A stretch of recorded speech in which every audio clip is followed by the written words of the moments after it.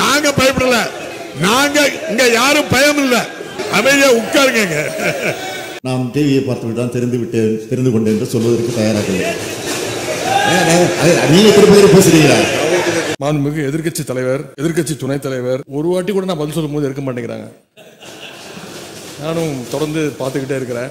ஏற்கனவே 2 வருடங்களுக்கு முன்பு என்னுடைய காரில் ஏறி அவர் செல்ல முயன்ற போது நான் சொன்னேன், விஷயத்தை கார் எடுத்துட்டு போங்க, ஒன்றும் பிரச்சனை இல்லை அப்படின்னு. மாண்புமிகு உறுப்பினர் முன்னாள் முதலமைச்சர் OPS அவர்கள் எழுந்து நின்று சொன்னார்கள், நாங்கள் எங்கள் கார் எங்கேயும் தப்பாக போகாது அப்படின்னு. ஆனால் இன்னைக்கு டெல்லியில் ரூட்டு மாறி கிட்டத்தட்ட 3 கார் மாறி அவங்க கட்சி ஆஃபீஸுக்காக போயிருக்கிறதா சொன்னாங்க. அவருடைய அதுக்கு வாழ்த்துக்கள்.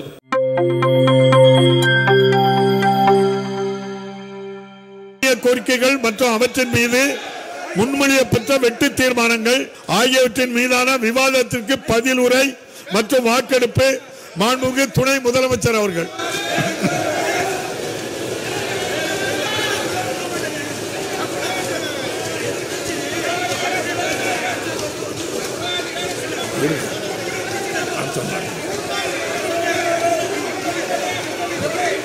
போதும், நாங்க பயப்படல. நாங்க இங்க யாரும் பயம் இல்ல. மாண்புமிகு பேரவைத் தலைவர் அவர்களே, அரண்மனையில் இருந்த அரசு அமைதியா உட்காருங்க. இல்ல அப்படி இல்ல, நீங்க எல்லாருக்கும் அரண்மனையில் இருந்த அரசியலை திராவிட இயக்கமாக்கி ஆலமரத்தடிக்கு எடுத்து வந்தவர் தந்தை பெரியார் அவர்கள். ஆலமரத்தடியில் இருந்த திராவிட இயக்கத்தை வழிக்கு எடுத்து சென்றவர் பேரறிஞர் அண்ணா அவர்கள். இந்த திராவிட இயக்கத்தை கொண்டு சேர்த்தவர் நம்ம மத்திய கலைஞர் அவர்கள். உட்காருங்க எல்லாம். இந்த பதில கேளுங்க. மாண்புமிகு துணை முதலமைச்சருடைய அவர் முன்னவர் மாண்புமிகு முதலமைச்சர். மாண்புமிகு பேரவைத் தலைவர் அவர்களே, உங்களிடத்தில் அனுமதி பெற்று முன்கூட்டியே தெரிவித்துவிட்டு எழுதி கொடுத்து விட்டு தான் பேச வேண்டும் என்பது மரபு. அவை முன்னவர்கள் தெளிவாக சொல்லியிருக்கிறார்கள். அது நேரமில்லா நேரமாக இருக்கக்கூடிய பிரச்சனையாக இருந்தாலும் ஒரு குறிப்பிட்ட நேரத்திற்கு முன்பு தர வேண்டும் என்பது விதிமுறைகள் இருக்கிறது. மரபுபடி கடைபிடித்துக் கொண்டிருக்கிறோம். அப்படி கடைபிடித்தால் அனுமதியுங்கள், இல்லை என்றால் அனுமதிக்கக்கூடாது. இன்னொன்றே சொல்லுகிறேன், அவங்க கேட்கக்கூடிய கேள்விக்கு நான் பதில் சொல்வதற்கு தயாராக இருக்கிறேன். அதில் எந்த மாற்றம் கிடையாது. நாம் டிவியை பார்த்து தான் தெரிந்து கொண்டேன் என்று சொல்வதற்கு தயாராக இல்லை. நீங்க திருப்பதி பேசுறீங்களா? அதனால் உங்களுடைய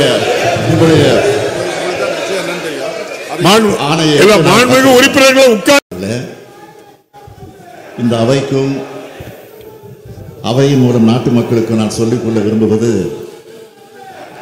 தமிழ்நாட்டில் பொது அமைதி நிலவுகிறது. பெரிய சட்டம் ஒழுங்கு பிரச்சனைகள் ஏதுமின்றி மக்கள் அமைதியாக இணக்கமாக வாழ்கிறார்கள். இதனால்தான் தொழில் முதலீடு, புதிய தொழிற்சாலைகள், இளைஞர்களுக்கு வேலை வாய்ப்பு என தமிழ்நாடு முன்னேற்ற பாதையில் சென்று கொண்டிருக்கிறது.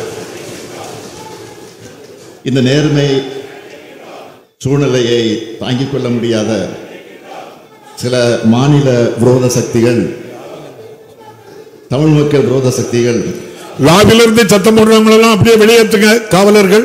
அங்கொன்று இங்கொன்றுமாக நடக்கக்கூடிய கொலை, கொள்ளை போன்ற ஒரு சில நிகழ்வுகளை ஊதி பெரிதாக்கி மக்களை பீதியில் வைக்க இரவு பகலாக மக்களின் பாதுகாப்பிற்காக உழைத்துக் கொண்டிருக்கக்கூடிய நம்முடைய தமிழ்நாட்டு காவல்துறைக்கு இழுக்கு ஏற்படுத்த திட்டமிட்டிருக்கிறார்கள். அதற்கு பிரதான எதிர்க்கட்சியும் துணை போகின்ற வகையில் தூபம் ஓடுகிறது. சில ஊடகங்களும் பத்திரிகைகளும் சேர்ந்து துணை போவது இன்னும் வேதனை அளிக்கிறது. தமிழ்நாடு அரசின் நற்பெயருக்கும் களங்கம் ஏற்படுத்திவிட முடியுமா என துடிக்கிறார்கள். அதிமுக ஆட்சியில் எத்தகைய கலவரங்கள் நடைபெற்றன என்பது அனைவருக்கும் தெரியும். அதுபோன்ற எந்த கலவரமும் இந்த ஆட்சியில் இல்லை. குற்றங்களின் எண்ணிக்கை இந்த ஆட்சியில் குறைந்து வருகிறது.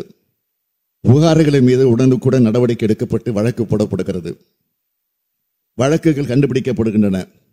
எந்த கட்சியை சார்ந்தவராக இருந்தாலும், ஆளுங்கட்சி சேர்ந்தவர்கள் இருந்தாலும் அவர் மீது வழக்கு போடப்படுகிறது, தண்டிக்கப்படுகிறார்கள், கைது செய்யப்படுகிறார்கள். இதுதான் உண்மை. இப்படி பல்வேறு உறுதியான நடவடிக்கை எடுத்து மக்களை காவல்துறையும் தமிழ்நாடு அரசும் பாதுகாத்து வருகிறது. ஆகவே சில நேரங்களில் நடைபெறும் தொடர் சம்பவங்களை வைத்து தமிழ்நாட்டில் சட்டம் ஒழுங்கே சீர்கட்டு விட்டதாக மக்களை திசை திருப்புவதற்காகவே வீண் புரளிகளை கிளப்பாமல் எதிர்க்கட்சி தலைவராக இருந்தாலும் அவர் கூட்டணி வைக்க துடித்து கொண்டிருக்கக்கூடிய கட்சியாக இருந்தாலும் ஆக்கப்பூர்வமான அரசியல் செய்ய முன்வாருங்கள். தமிழ்நாட்டில் கடந்த 10 ஆண்டுகளில் உங்களுடைய அம்மையார் அவர்கள் ஆட்சியிலும் சரி, தற்போது எதிர்க்கட்சி தலைவருடைய முந்தைய ஆட்சியிலும் சரி, இப்போது எங்கள் ஆட்சியிலும் நடைபெறும் குற்ற சம்பவங்கள் தரவுகளை வைத்துத்தான் காவல்துறையினுடைய செயல்பாட்டை அளவிட முடியும் என்பதை இந்த நேரத்தில் தெரிவித்து, குறிப்பிட்ட சில சம்பவங்களை வைத்து சட்டம் ஒழுங்கு குறித்த தவறான பிம்பத்தை உருவாக்க வேண்டாம் என இந்த தருணத்தில் ஊடகங்களையும் நான் அன்போடு கேட்டுக்கொள்ள விரும்புகிறேன். அரசின் மீது ஆக்கப்பூர்வமான குறைகள் இருந்தால் சுட்டிக்காட்டுங்கள். அரசியல் செய்வதற்காக தமிழ்நாடு காவல்துறையும் அமைதியான மாநிலம் தமிழ்நாடு என இருக்கக்கூடிய பெயரையும் கெடுப்பதற்கு துணை போகாதீர்கள் என்று கேட்டு அமைகிறேன். துணை முதலமைச்சர் அவர்கள் பதிலுரை. மாண்புமிகு பேரவைத் தலைவர் அவர்களே, அரண்மனையில் இருந்த அரசியலை திராவிட இயக்கமாக்கி ஆலமரத்துக்கு எடுத்து வந்தவர் தந்தை பெரியார் அவர்கள். அந்த திராவிட இயக்கத்தை வெட்டவெளிக்கு எடுத்து சென்றவர் பேரறிஞர் அண்ணா அவர்கள். வெட்டவெளியில் இருந்த திராவிட இயக்கத்தை ஊர்தோறும் கிராமந்தோறும் கொண்டு சேர்த்தவர் முத்தமிழறிஞர் டாக்டர் கலைஞர் அவர்கள். ஊர்தோறும் இந்த திராவிட இயக்கத்தை தன்னுடைய திட்டங்கள் மூலம் ஒவ்வொரு வீட்டுக்கும் கொண்டு சேர்க்கின்றவர் நம்முடைய தலைவர் அவர்கள், மாண்புமிகு முதலமைச்சர் அவர்கள். பாரம்பரியமும் பெருமையும் மிக்க இந்த தமிழ்நாடு சட்டப்பேரவையில் நம்முடைய துறைகள் சார்ந்து துறை முதலமைச்சர் பொறுப்பை ஏற்ற பிறகு முதன்முறையாக அந்த விவாதத்தின் மீது பதிலுரை வழங்குகின்ற வாய்ப்பை வழங்கிய இந்திய ஜனநாயகத்துடைய போர்க்குரல் மாண்புமிகு முதலமைச்சர் அவர்களுக்கு என்னுடைய நன்றியும் வணக்கத்தையும் நான் தெரிவித்துக் கொள்கின்றேன். மாண்புமிகு சட்டப்பேரவை தலைவர் அவர்களுக்கும் என்னுடைய வணக்கத்தை தெரிவித்துக் கொள்கின்றேன்.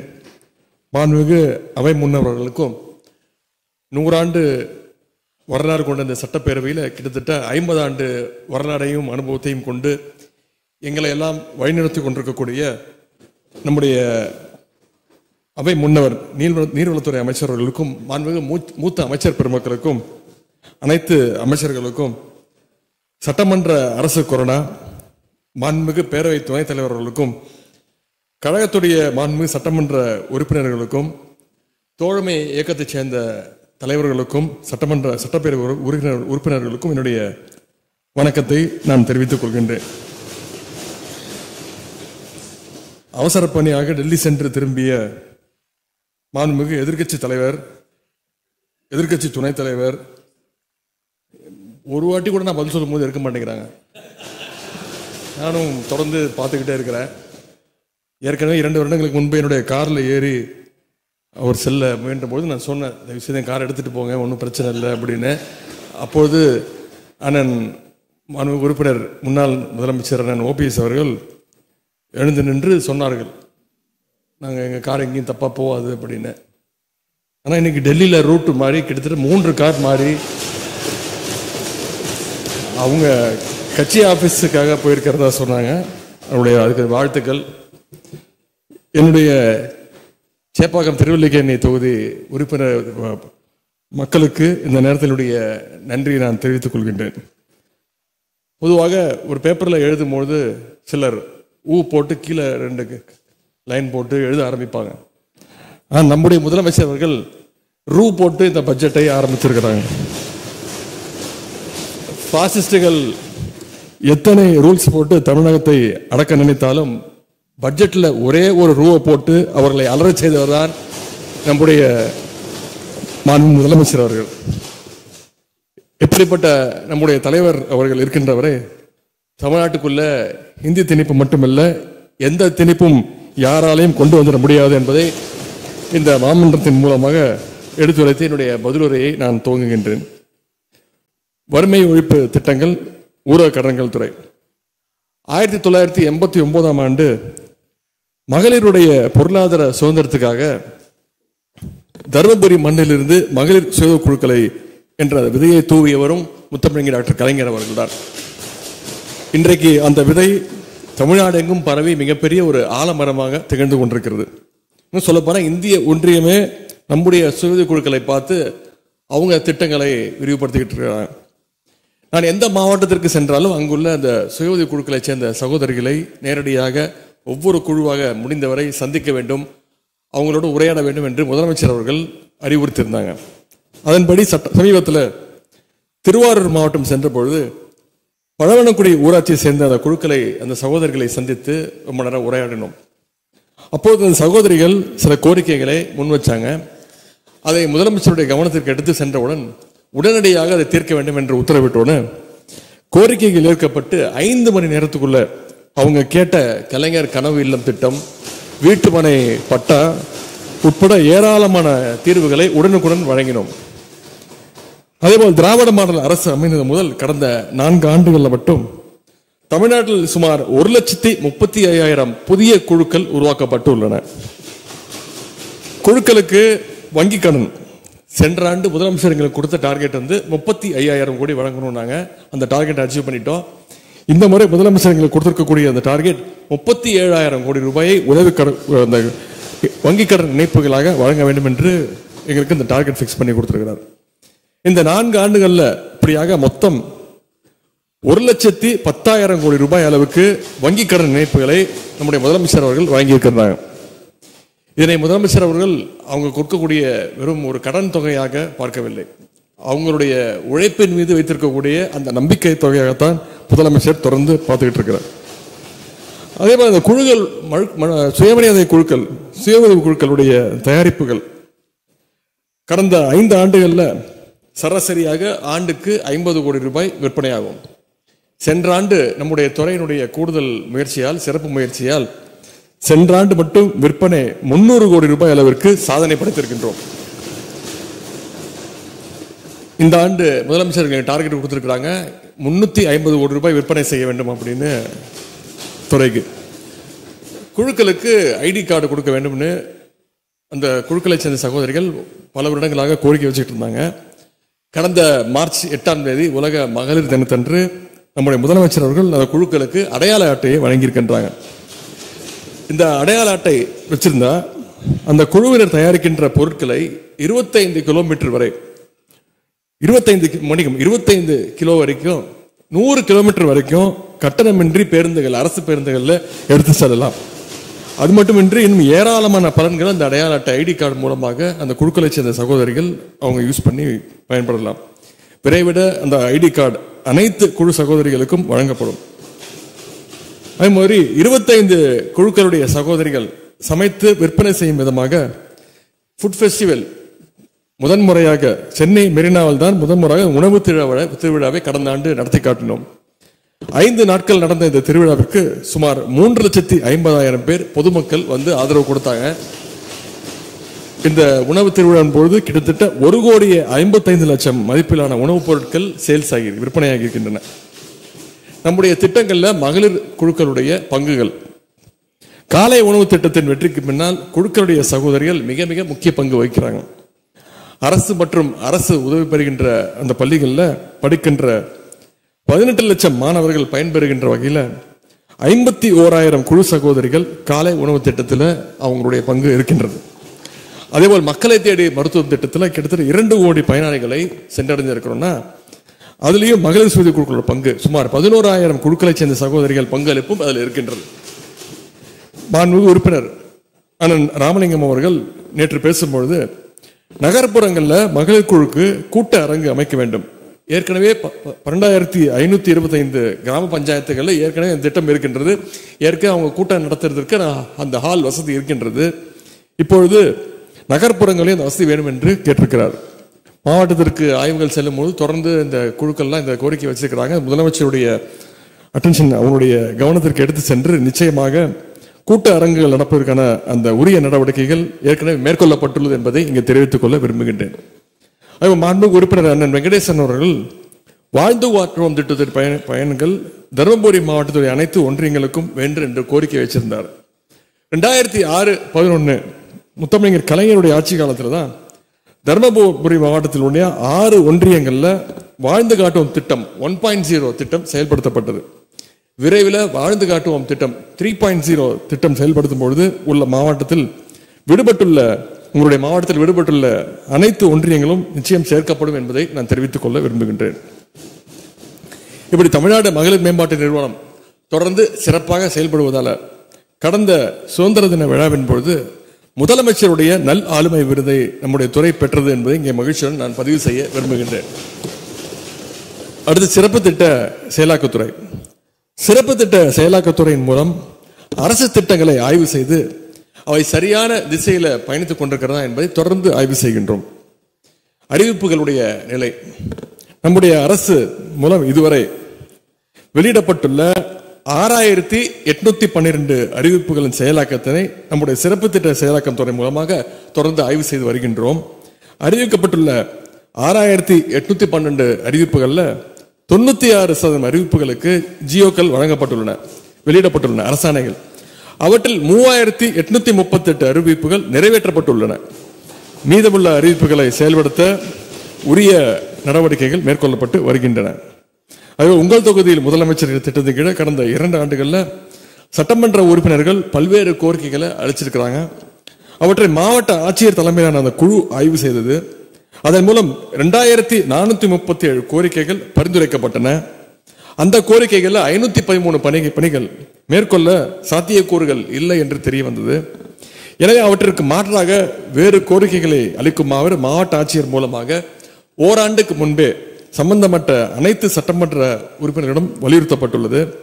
அதன்படி 91 தொகுதிகளில் இருந்து மாற்று கோரிக்கைகள் வந்துள்ளன. அதில் 216 பணிகள் தற்பொழுது நடைபெற்று வருகின்றன என்பதையும் நான் இங்கே தெரிவிக்க விரும்புகின்றேன். கலைஞர் மகளிர் உரிமை திட்டம் இந்திய ஒன்றியமே திரும்பி பார்க்கின்ற வகையில் அமைந்துள்ள கலைஞர் மகளிர் உரிமை திட்டத்தை ஒருங்கிணைக்கும் வாய்ப்பு நம்முடைய சிறப்பு திட்ட செயலாக்கத்துறைக்கு கிடைத்திருக்கிறது. தமிழ்நாட்டில் இன்றைக்கு ஒவ்வொரு மாதமும் சுமார் 1,15,00,000 மகளிர் மாதம் 1000 ரூபாய் கலைஞர் மகளிர் உரிமை திட்டத்தை பயன்பெற்று வருகின்றார்கள். இந்த கலைஞர் மகளிர் உரிமை திட்டத்தின் கீழே கடந்த 19 மாதங்கள்ல மட்டும் 21,657 கோடி ரூபாய் உரிமை தொகையாக மகளிருக்கு வழங்கப்பட்டுள்ளது. இதுவரை உரிமை தொகை பெற்றிடாத தகுதி வாய்ந்த மகளிர் புதிதாக விண்ணப்பிக்க விரைவில் வாய்ப்பு வழங்கப்படும் என்று மகிழ்ச்சியான செய்தியை நம்முடைய முதலமைச்சர் அவர்கள் அறிவித்ததற்கு இந்த நேரத்தினுடைய நன்றியை நான் தெரிவித்துக் கொள்கின்றேன். அடுத்து வடசென்னை வளர்ச்சி திட்டம். வடசென்னை வளர்ச்சி திட்டத்தின் கீழ் 6,858 கோடி ரூபாய் மதிப்பீட்டில் 235 பணிகள் எடுக்கப்பட்டுள்ளன. அவற்றில் 95% 95% பணிகள் தொடங்கப்பட்டுள்ளன. அதே மாதிரி பட்டா வழங்குதல் சிறப்பு திட்ட செயலாக்கத்துறையின் கீழ் சென்னை மற்றும் புறநகர்ல கடந்த 8 மாதங்கள்ல மட்டும் 1,36,149 பட்டாக்களை வழங்கி இருக்கின்றோம். தொடர்ந்து மக்களுடைய கோரிக்கையை ஏற்று தொடர்ந்து பட்டாக்களை வழங்குவோம் என்று கூறிக்கொள்கின்றேன். தமிழ்நாடு திறன் மேம்பாட்டு கழகம் நான் முதல்வன் திட்டத்தின் கீழ் கடந்த 3 ஆண்டுகள்ல மட்டும் நடத்தப்பட்ட வேலைவாய்ப்பு முகாம்கள்ல 2,65,000 பேருக்கு வேலை வாய்ப்பு வழங்கப்பட்டுள்ளது. வழங்கப்பட்ட 2,65,000 பேர்ல 1,34,000 பேர் மகளிர் என்பதில் எங்களுக்கு கூடுதல் மகிழ்ச்சி. அடுத்த திட்டம் வளர்ச்சி மற்றும் சிறப்பு முயற்சிகள் துறை. பொருளியல் மற்றும் புள்ளியியல் துறை, மதிப்பீடு மற்றும் செயல்முறை ஆராய்ச்சி துறை ஆகியவை நம்முடைய திராவிட மாடல் அரசு செயல்படுத்தி வரும் கலைஞர் மகளிர் உரிமை திட்டம், முதலமைச்சருடைய காலை உணவு திட்டம், இல்லம் தேடி கல்வி திட்டம் போன்றவற்றை தொடர்ந்து ஆய்வு செய்து வருகின்றன. இந்த ஆய்வுகள் அரசு திட்டங்களை மேம்படுத்தி மக்கள் மேலும் பயனடைய வழிவகை செய்கின்றன. தமிழ்நாடு மாநில திட்டக்குழு. தமிழ்நாடு மாநில திட்டக்குழுவின் மூலம் போக்கஸ் பிளாக் டெவலப்மெண்ட் ஸ்கீம் வளமிகு வட்டாரங்கள் திட்டம் செயல்படுத்தப்பட்டு வருகின்றது. இதன் மூலம் வளர்ச்சி விகிதத்தில் பின்தங்கியுள்ள 50 வட்டாரங்களுடைய மேம்பாட்டிற்காக சென்ற ஆண்டு 100 கோடி ரூபாய் ஒதுக்கப்பட்டு 762 திட்டங்கள் செயல்படுத்தப்பட்டு வருகின்றது. தமிழ்நாடு இனோவேஷன் இனிஷியேட்டிவ்ஸ் டானி அரசு துறைகளில் புதுமை வளர்ப்பதற்கும் நடைமுறை சிக்கல்களை தீர்ப்பதற்கும் தமிழ்நாடு இனோவேஷன் இனிஷியேட்டிவ்ஸ் தமிழ்நாடு புதுமை முயற்சிகள் திட்டம் செயல்படுத்தப்பட்டு வருகின்றது. அதன் கீழே கடந்த 4 ஆண்டுகளில் மட்டும் 82 பணிகளுக்கு 302 கோடியே 20 லட்சம் ரூபாய் நிதி ஒதுக்கப்பட்டுள்ளது. இளைஞர் நலன் மற்றும் விளையாட்டு மேம்பாட்டுத்துறை. மாண்புமிகு சட்டப்பேரவை தலைவர் அவர்களே, இந்த மாவட்டத்தில் மாண்புமிகு உறுப்பினர் திரு ரவி அவர்கள் பேசும்பொழுது நேற்று குறிப்பிட்டார், அதிமுக ஆட்சி காலத்தில் தான் தமிழ்நாடு விளையாட்டு மேம்பாட்டு ஆணையம் தொடங்கப்பட்டது என்று உண்மைதான். நீங்கள் ஆணையத்தை தொடங்கி இருக்கலாம். ஆனால் விளையாட்டு மேம்பாட்டுக்கென்று 2000ஆவது ஆண்டுல ஒரு தனி அமைச்சகத்தை அமைச்சது, உருவாக்கி கொடுத்து அதை வளர்த்தெடுத்தவர் முத்தமிழர் கலைஞர் அவர்கள். இன்றைக்கு இந்தியாவிலேயே எப்படி நம்முடைய தமிழ்நாடு நம்பர் 1 மாநிலமாக திகழ்ந்து கொண்டிருக்கிறதோ அதே போல நம்முடைய முதலமைச்சருடைய வழிகாட்டுதல்ல இளைஞர் மற்றும் விளையாட்டு மேம்பாட்டுத்துறை இந்தியாவிலே நம்பர் 1 இடத்தை நோக்கி சாதனை படைத்துக் கொண்டிருக்கிறது. விளையாட்டுத்துறையில நம்முடைய அரசு படைத்து வரும் சாதனைகள் சிலவற்றை மட்டும் இந்த மாமன்றத்தில் பதிய வைக்க நான் விரும்புகின்றேன். வெற்றி பெற்று விட்டால் நிச்சயமா இந்த உலகமே நம்மை கொண்டாடும்.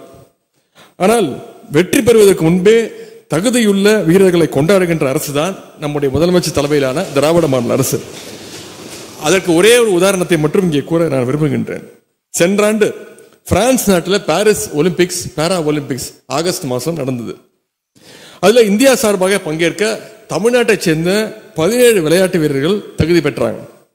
அந்த 17 வீரர்களையும் அழைச்சு அவங்க போட்டியில் பங்கேற்பதற்கு முன்பாகவே இங்கிருந்து போவதற்கு முன்னாடியே செலக்ஷன் ஆன உடனே ஸ்பெஷல் ஹை கேஷ் இன்சென்டிவாக சிறப்பு ஊக்கத்தொகையாக ஒவ்வொரு வீரருக்கும் 7 லட்சம் ரூபாய், அவங்க ப்ரிப்பேர் ஆகிறதுக்காக மட்டுமே 7 லட்சம் ரூபாயை நம்முடைய முதலமைச்சர் அவர்கள் வழங்கினாங்க.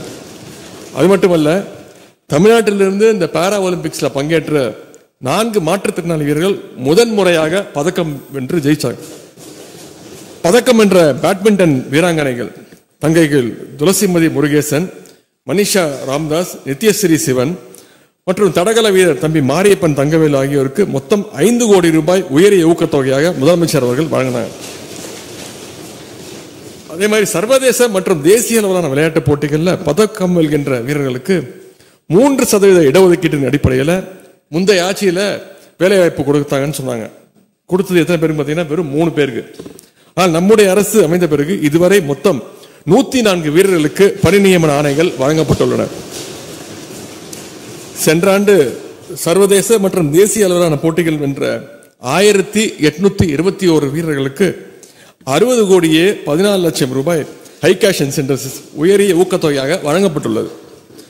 தமிழ்நாட்டு வீரர்களுடைய சாதனைகள்: இளம் செஸ் வீரர் தம்பி குகேஷ் உலக செஸ் சாம்பியன் பட்டத்தை வென்று தமிழ்நாட்டு மட்டுமின்றி ஒட்டுமொத்த இந்திய ஒன்றியத்துக்கும் இன்றைக்கு பெருமை தேடி தந்திருக்கிறார். அதேபோல் மதுரையை சேர்ந்த கிரிக்கெட் வீராங்கனை தங்கை கமலினி இந்திய மகளிர் கிரிக்கெட் அணியில் இடம்பெற்றுள்ளார். மலேசியாவில் சென்ற ஆண்டு நடைபெற்ற அண்டர் 19 வேர்ல்ட் கப் போட்டியில இந்திய அணி உலகக்கோப்பை வெல்வதற்கு தங்கை கமலினுடைய சிறப்பான ஆட்டம் மிகச்சிறந்த முக்கியமான காரணமாக இருந்தது. தமிழ்நாட்டை சேர்ந்த தம்பி பிரணவ் அண்மையில உலக ஜூனியர் செஸ் சாம்பியன் பட்டத்தை வென்றிருக்கின்றார். சமீபத்தில் நடைபெற்ற கொக்கோ உலக கோப்பையில இந்திய அணி சாம்பியன் பட்டம் வென்றது. இப்போட்டியில தமிழ்நாட்டை சேர்ந்த தம்பி சுப்பிரமணி இந்தியாவை வெற்றி பெறுவதற்கு மிக மிக முக்கியமான ஒரு பிளேயராக இருந்தார். சாதனை படைத்த இந்த 4 வீரர்களுக்கும் மொத்தம் 6 கோடியே 60 லட்சம் ரூபாய் அளவிற்கு உயரிய ஊக்கத்தொகையை முதலமைச்சர் அவர்கள் வழங்கியிருக்கின்றாங்க. அதே போல சில தினங்களுக்கு முன்பு டெல்லியில் நடைபெற்ற கேலோ இந்தியா பாரா கேம்ஸ் 2025ல தமிழ்நாட்டு வீரர்கள் முதன்முறையாக ஒட்டுமொத்தமாக அந்த பாயிண்ட்ஸ் டாலியில இந்திய அளவில் 2ஆம் இடத்தை பிடித்து சாதனை படைச்சிருக்கிறாங்க. 28 தங்கம் உட்பட 74 பதக்கங்களை குவித்த மாற்றுத்திறனாளி வீரர்களை இந்த மாமன்றத்தின் வாயிலாக நம் அனைவரும் நம்முடைய வாழ்த்துக்களை தெரிவித்துக் கொள்கிறோம். Federation of Indian Chambers of Commerce and Industries FICCI அமைப்பு சார்பாக 2024ஆம் ஆண்டிற்கான விளையாட்டை ஊக்குவிக்கும் சிறந்த மாநிலத்திற்கான விருது நம்முடைய தமிழ்நாட்டுக்கு வழங்கப்பட்டு கௌரவிக்கப்பட்டது. அதேபோல் முதலமைச்சர் கோப்பை விளையாட்டு போட்டிகளில் முதன்முறையாக இ ஸ்போர்ட்ஸை டெமோ கேமாக நடத்தியதால் 2025ஆம் ஆண்டிற்கான ஜெம் விருது சமீபத்தில் மும்பையில் நம்முடைய தமிழ்நாடு அரசுக்கு வழங்கப்பட்டது. சென்ற நிதியாண்டில் மொத்தம் 15 கோடி ரூபாய் செலவில் சென்னையில் நடத்தப்பட்ட பல சர்வதேச தேசிய போட்டிகளை பற்றி இங்கே நான் குறிப்பிட விரும்புகின்றேன். சென்னை செஸ் கிராண்ட் மாஸ்டர்ஸ் 2024, தெற்காசிய இளையோர் தடகள போட்டிகள், சவுத் ஏசியன் யூத் கேம்ஸ், 76வது தேசிய டிராக் சைக்கிளிங் சாம்பியன்ஷிப் போட்டி, Chennai open ATP challenger 100, Asian triathlon 2025, world table tennis star contenders, 23rd national para athletic championship 2025 ஆகியவை சென்னையில் நடத்தப்பட்டுள்ளன. 23rd நேஷனல் பாரா அத்லெட்டிக் சாம்பியன்ஷிப்ஸ்ல தமிழ்நாட்டு வீரர்கள் 47 பதக்கங்களை குவித்து ஒட்டுமொத்த புள்ளிப்பட்டியலில் 2ஆம் இடத்தை பிடித்து சாதனை படைச்சிருக்கிறாங்க. தெற்காசியாவிலேயே முதல் முறையாக நைட் ஸ்ட்ரீட் சர்க்கியூட் கார் பந்தயம் சென்னையில் கடந்த ஆண்டு நடத்தப்பட்டது. இந்த போட்டியை ஏன் நடத்துறீங்கன்னு பல்வேறு விமர்சனங்கள் வந்தது. வீண் செலவு என்று சொன்னாங்க. சிலர் நீதிமன்றத்துக்கெல்லாம் கூட சென்றாங்க. இன்னும் சொல்லப்போனால் போட்டி நடைபெறுகின்ற அந்த நேரத்தில் பலர் டிவி பேட்டியெல்லாம் கொடுத்தாங்க. கார் கூவத்தில் விழுந்துட்டா என்ன பண்ணுவீங்க அப்படின்னு சில பேர் கேட்டாங்க. அப்புறம் கார் கேலரிக்குள்ளே போயிடுச்சுன்னா உட்காந்துருக்கவங்க கேலரிக்குள்ளே பூந்துச்சுன்னா என்ன ஆகும்னு பொதுமக்கள்கிட்ட குழப்பத்தை உண்டாக்குனாங்க. ஆனால் யார் யாரெல்லாம் இந்த போட்டியை விமர்சித்தாங்களோ அவங்களே பாராட்டுற அளவுக்கு சென்னை ஃபார்முலா 4 பந்தயத்தை சிறப்பாக நடத்தி காட்டினோம். 2 நாட்களில் மட்டும் சுமார் 12,000 பேர் நேரில் அந்த கேலரியில் உட்காந்து டிக்கெட் வாங்கி அந்த நேரில் இந்த போட்டியை ரசித்தாங்க. இதற்கு சென்னை மக்கள் மிகப்பெரிய ஆதரவை தெரிவித்தாங்க. இந்த போட்டியில் 15 நாடுகளில் இருந்து 40 கார் பந்தய வீரர்கள் பங்கேற்றாங்க. ஒரு புறம் வழக்கமான போக்குவரத்து, இன்னொரு புறம் கார் பந்தயம் என தீவுத்திடலை சுற்றி நடந்த இந்த கார் பந்தயம் ஒட்டுமொத்த உலகத்தையே திரும்பி பார்க்க வைத்தது. இந்த போட்டியை நாம் நடத்தி காட்டிய விதம் எந்த மாதிரியான சவாலான போட்டிகளையும் நம்மால் எளிதில் நடத்த முடியும், அதற்கான ஆற்றல் நம்மிடம் இருக்கிறது என்பதற்கு இது ஒரு சான்றாகும். தமிழ்நாடு வீரர்களுடைய திறமைக்கு பொருளாதாரம் ஒரு தடையாக இருக்கக்கூடாது என்று மாண்பு முதலமைச்சர் அவர்கள் கடந்த 2023ஆம் ஆண்டு தமிழ்நாடு சாம்பியன்ஸ் அறக்கட்டளை திட்டத்தை தொடங்கி வச்சாங்க. தமிழ்நாடு சாம்பியன்ஸ் அறக்கட்டளைக்கு இதுவரை 28 கோடி ரூபாய் நன்கொடையாக பெறப்பட்டுள்ளது. கடந்த ஓராண்டில் மட்டும் வீரர்களுடைய தேவை அடிப்படையில் 16 கோடியே 56 லட்சம் ரூபாய் நிதி உதவி வழங்கப்பட்டுள்ளது. நிதி உதவி பெற்ற வீரர்கள் சர்வதேச அளவிலான விளையாட்டு போட்டிகளில் மொத்தம் 100 பதக்கங்களை வென்று தமிழ்நாட்டிற்கும் இந்திய ஒன்றியத்திற்கும் இன்றைக்கு பெருமை தேடி தந்திருக்கிறாங்க. தமிழ்நாடு சாம்பியன்ஸ் ஃபவுண்டேஷன் எந்த அளவுக்கு நம்முடைய வீரருடைய வாழ்வை மாற்றுகிறது என்பதற்கு ஒரு சிறிய உதாரணத்தை கூற விரும்புகின்றேன். வட சென்னையை சேர்ந்த கேரம் வீராங்கனை தங்கிய காசிமா, அவருடைய தந்தை ஒரு ஆட்டோ ஓட்டுநராக இருக்கின்றார். அமெரிக்காவில் நடைபெற்ற உலகக்கோப்பை கேரம் போட்டியில் பங்கேற்கின்ற வாய்ப்பு அவருக்கு கிடைச்சது. ஆனால் அவருக்கு அதற்கான பயணத்திற்கும் தங்குவதற்கும் பயிற்சிக்குமான செலவிற்கு நிதி உதவி இல்லை. இது பற்றி நம்முடைய துறைக்கு ஒரு கோரிக்கை வச்ச உடனே உடனடியாக அடுத்த நாளே நம்முடைய முதலமைச்சர் உத்தரவிட்டு 2,50,000 ரூபாய் வழங்கி அவரை உலகக்கோப்பை கேரம் போட்டியில் பங்கேற்க அமெரிக்கா வரை அனுப்பி வைத்தோம். நிதி பெற்று சென்ற தங்கை காசிமா அவர்கள் உலகக்கோப்பையை வென்று தமிழ்நாடு திரும்பினார். உடனடியாக நம்முடைய முதலமைச்சர் அவர்கள் அவரை பாராட்டி 1 கோடி ரூபாயை ஹை கேஷ் இன்சென்டிவ்ஸாக உடனே வழங்கினார். இதுபோல நூற்றுக்கணக்கான காசிமாக்கள் உருவாக நம்முடைய தமிழ்நாடு சாம்பியன்ஸ் அறக்கட்டளை தொடர்ந்து துணை நிற்கும். ஆகவே மாண்புமிகு சட்டமன்ற உறுப்பினர்கள் தங்களுடைய தொகுதியில் விளையாட்டு வீரர்கள் யாருக்காவது போட்டிகளில் பங்கேற்க நிதி உதவி தேவைப்பட்டால் அவர்களை www.tamilnadu.champions.sdat.in என்ற அந்த இணையதளத்தில் தயவு செய்து விண்ணப்பிக்க சொல்லுங்கள். நிச்சயம் அவருடைய திறமைக்கு ஏற்ப நிதி உதவி அளிக்கப்படும் என்பதை தெரிவித்துக் கொள்ள விரும்புகின்றேன். விளையாட்டினை மாபெரும் மக்கள் இயக்கமாக்கும் விதமாக முதலமைச்சர் கோப்பை விளையாட்டு போட்டிகளை தொடர்ந்து நடத்தி வருகின்றோம். கடந்த ஆண்டு இதற்காக 83 கோடியே 37 லட்சம் ரூபாய் நிதி ஒதுக்கப்பட்டது. முந்தைய ஆட்சி காலத்தில் முதலமைச்சர் கோப்பை விளையாட்டு போட்டிகளுக்கு பரிசு தொகையாக 8 கோடி ரூபாய் மட்டுமே வழங்கப்பட்ட நிலையில் நம்முடைய திராவிட மாடல் அரசு அமைந்த பிறகு ஒவ்வொரு ஆண்டும் கிட்டத்தட்ட 35 கோடி ரூபாய் அளவுக்கு வெறும் பரிசு தொகை மட்டுமே வழங்கப்பட்டு வருகின்றது. இந்த போட்டிகள் பங்கேற்க கடந்த ஆண்டு பங்கேற்றவர்கள் 5 லட்சம் வீரர்கள். இந்த ஆண்டு கலந்து கொண்ட வீரர்கள் சுமார் 12 லட்சம் வீரர்கள் கலந்து கொண்டு சாதனை படைச்சிருக்கிறோம். எனவே இந்த திட்டத்திற்கான வெற்றி என்பதை இங்கே இதுவே என்பதை குறிப்பிட விரும்புகின்றேன். அதேபோல் பேரா விளையாட்டுகளை ஊக்குவிக்கும் வகையில் நாட்டிலேயே முதன்முறையாக சென்னை, திருச்சி, மதுரை, சேலம், கடலூர் மற்றும் திருநெல்வேலி என 6 மாவட்டங்களில் பேரா ஸ்போர்ட்ஸ் அரேனா அமைக்கப்படும் என்று அறிவிக்கப்பட்டது. அதற்காக மொத்தம் 5 கோடி ரூபாய் நிதியும் ஒதுக்கப்பட்டுள்ளது. இந்த பாரா விளையாட்டு மைதானங்களுக்கான பணிகள் இன்னும் 3 மாதங்களில் முடிவுற்று மக்கள் பயன்பாட்டிற்கு வர உள்ளன என்பதையும் இங்கே தெரிவித்துக் கொள்ள விரும்புகின்றேன். நம்முடைய மாண்புமிகு சட்டமன்ற உறுப்பினர் அண்ணன் ரவி அவர்கள் நேற்று பேசும்போது புதிய விடுதிகள் திறக்கப்படவில்லை என்றும் விடுதிகள் ஹாஸ்டல்ஸ், ஸ்போர்ட்ஸ் ஹாஸ்டல்ஸ் மாணவர்களுடைய எண்ணிக்கை குறைவதாகவும் ஒரு கருத்தை கூறியிருந்தார். நம்முடைய அரசு அமைந்த இந்த 4 வருடங்கள்ல இதுவரை 6 புதிய விடுதிகள், மேயர் ராதாகிருஷ்ணன் ஹாக்கி ஸ்டேடியம்ல 1, அதே மாதிரி SDAT டென்னிஸ் ஸ்டேடியம் நுங்கம்பாக்கத்தில் ஒன்று, SDAT அக்வாட்டிக் காம்ப்ளெக்ஸ் வேளச்சேரியில் ஒன்று, ஸ்போர்ட்ஸ் யூனிவர்சிட்டி செங்கல்பட்டில் ஒன்று, அது மாதிரி காஞ்சிபுரம் மாவட்டத்தில் ஒன்று, சேலம் மாவட்டத்தில் ஒன்று, இதுவரைக்கும் 6 புதிய விடுதிகளை நம்முடைய அரசு அமைந்த பிறகு துவங்கி இருக்கின்றோம். தற்பொழுது 40 ஹாஸ்டல்ஸ் உள்ள நிலையில் வரும் ஆண்டில் புதிய விடுதிகளையும் திறக்க உள்ளோம். மேலும் விடுதி மாணவர்களுக்கான அந்த உணவுப்படியை நாள் ஒன்றுக்கு ரூபாய் ஒவ்வொருவருக்கும் 250 ரூபாய் இருந்ததை நம்முடைய அரசு சென்ற வருடம் 350 ரூபாயாக உயர்த்தி கொடுத்தது. அதேபோல 4 ஆண்டுகளில் நம்முடைய அரசு நம்முடைய துறை எடுத்த முயற்சியால மாணவர்களுடைய எண்ணிக்கை, ஹாஸ்டலில் இருக்கக்கூடிய மாணவர்களுடைய எண்ணிக்கை 2300 இன்றைக்கு 2600 உயர்ந்துள்ளது என்பதை இங்கே தெரிவிக்க நான் கடமைப்பட்டிருக்கிறேன்.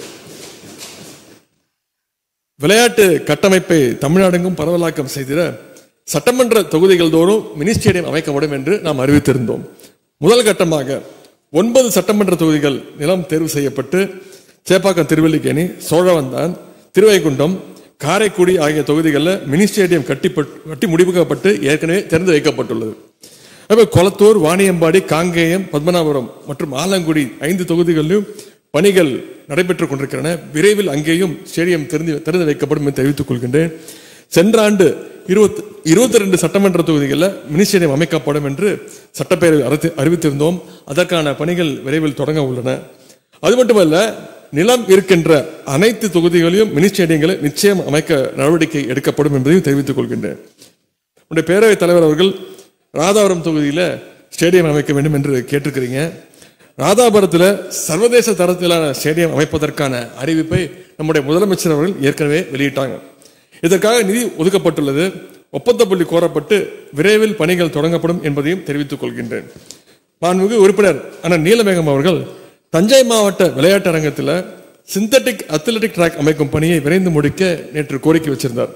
அந்த பணிகள் வரும் ஏப்ரலுக்குள் முடிக்கப்பட்டு விரைவில் விளையாட்டு வீரர்களுடைய பயன்பாட்டிற்கு கொண்டு வரப்படும் என்பதை உறுதியை இந்த நேரத்தில் நான் தெரிவிக்க கடமைப்பட்டிருக்கின்றேன். முத்தமிழர் கலைஞர் அவர்களுடைய வாழ்ந்த கோபாலபுரத்தில் கலைஞர் குத்துச்சண்டை அகாடமி அமைக்கப்படும் என்று சென்ற ஆண்டு சட்டப்பேரவையில் அறிவித்திருந்தோம். அதன் அடிப்படையில் 8 கோடி ரூபாய் மதிப்பீட்டில் சர்வதேச தரத்தில் கட்டப்பட்டுள்ள கலைஞர் பாக்ஸிங் அகாடமியை முதலமைச்சர் அவர்கள் கடந்த மாதம் திறந்து வச்சாங்க. முத்தமிழர் கலைஞருடைய நூற்றாண்டை முன்னிட்டு தமிழ்நாட்டில் உள்ள 12,525 கிராம ஊராட்சிகளுக்கும் கலைஞர் ஸ்போர்ட்ஸ் கிட்ஸ் வழங்குவோம் என்று சட்டப்பேரவையில் அறிவித்திருந்தோம். கடந்த ஆட்சியில் வெறும் 4 விளையாட்டுகளுக்கான ஸ்போர்ட்ஸ் கிட் தான் கொடுக்கப்பட்டது. அந்த நிலையில கலைஞர் ஸ்போர்ட்ஸ் கிட் திட்டத்தின் கீழே 10 வகையான விளையாட்டுகளுக்கு தேவையான 33 ஸ்போர்ட்ஸ் கிட்டை நாம் தொடர்ந்து வழங்கி இருக்கின்றோம். அனைத்து மாவட்டங்களையும் ஒரே ஆண்டுல கிட்டத்தட்ட 17,000 எண்ணிக்கையிலான ஸ்போர்ட்ஸ் கிட் தொகுப்பினை கொடுத்திருக்கிறோம்.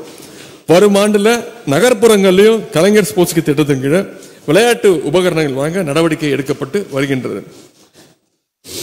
இப்படியாக தமிழ்நாட்டிலே விளையாட்டுத்துறை வளர்ச்சி புதிய உயரங்களை தொட்டிடும் வகையில் நம்முடைய இளைஞர் நலன் மற்றும் விளையாட்டு மேம்பாட்டுத்துறை அயராது பாடுபட்டு வருகிறது என்பதை மகிழ்ச்சியோடு நான் கூற விரும்புகின்றேன். மாண்புமிகு பேரவைத் தலைவருடைய அனுமதியோடு எனது துறை சார்ந்த புதிய அறிவிப்புகளை வெளியிடுகின்றேன்.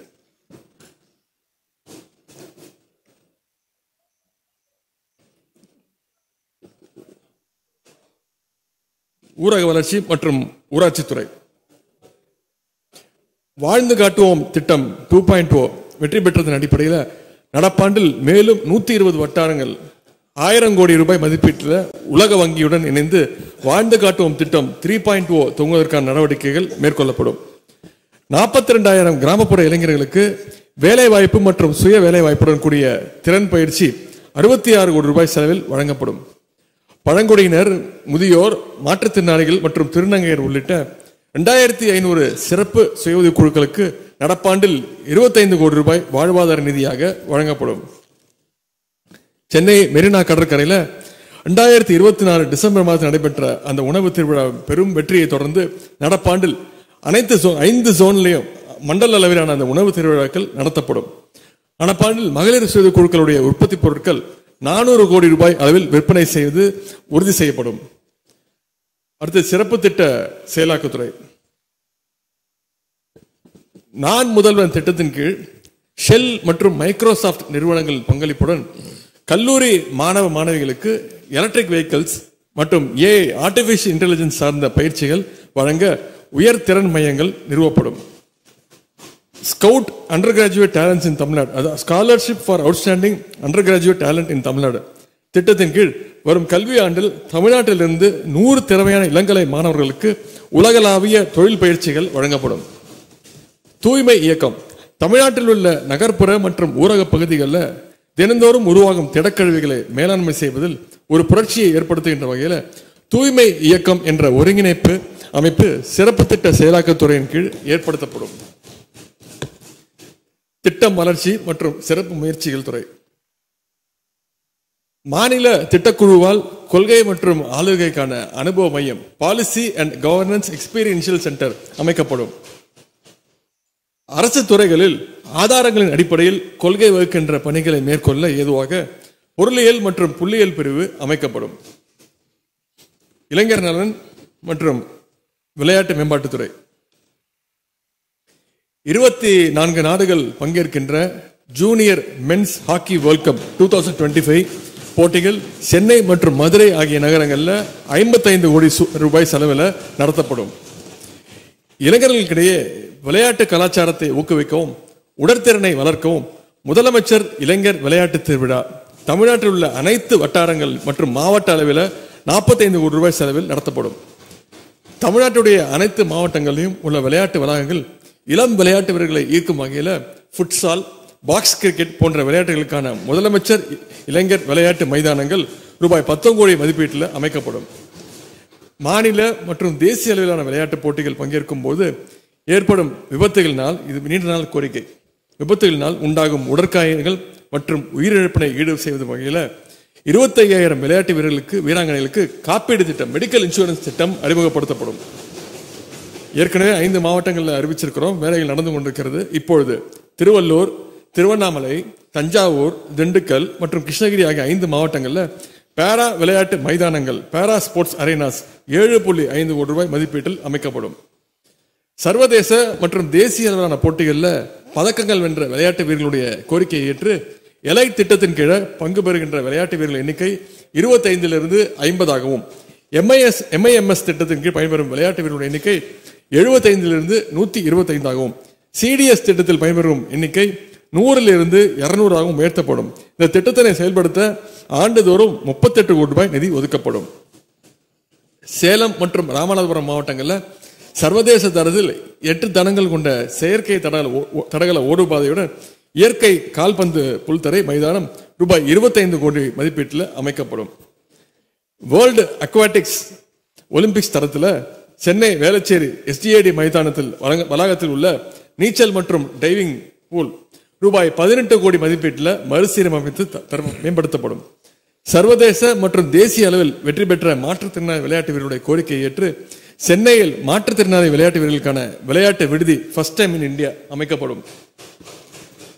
அடுத்து தமிழ்நாட்டு இளைஞர்களுக்கிடையே விளையாட்டை ஊக்குவிக்கும் வகையில் மாநிலத்தில் உள்ள சட்டமன்ற தொகுதிகளான புது mini cricket stadiums, indoor mini chief minister stadiums Killiyur, Aruppukkottai, Tiruchuli, Rajapalayam, Cumbum, Madurai கிழக்கு, மானாமதுரை, வேடசந்தூர், கிணத்துக்கடவு, பொள்ளாச்சி, ஈரோடு மேற்கு, ராசிபுரம், திருச்செங்கோடு, சங்ககிரி, மணப்பாறை, குளித்தலை, திருமயம், அறந்தாங்கி, திருவிடைமருதூர், பேராவூரணி, திருவையாறு, ஒரத்தநாடு, நன்னிலம், திருத்துறைப்பூண்டி, காட்டுமன்னார் கோயில், செஞ்சி, திண்டிவனம், திருக்கோவிலூர், மதுராந்தகம், குடியாத்தம், பர்கூர், தளி, ஸ்ரீபெரும்புத்தூர், ஆலந்தூர், பூந்தமல்லி, பொன்னேரி, கும்மிடிப்பூண்டி, மதுரவாயில், திருவிக நகர், பெரம்பூர் ஆகிய 40 சட்டமன்ற தொகுதிகளில் முதலமைச்சர் சிறு விளையாட்டரங்குகள் மினி ஸ்டேடியம் ரூபாய் 120 கோடி மதிப்பீட்டில் அமைக்கப்படும்.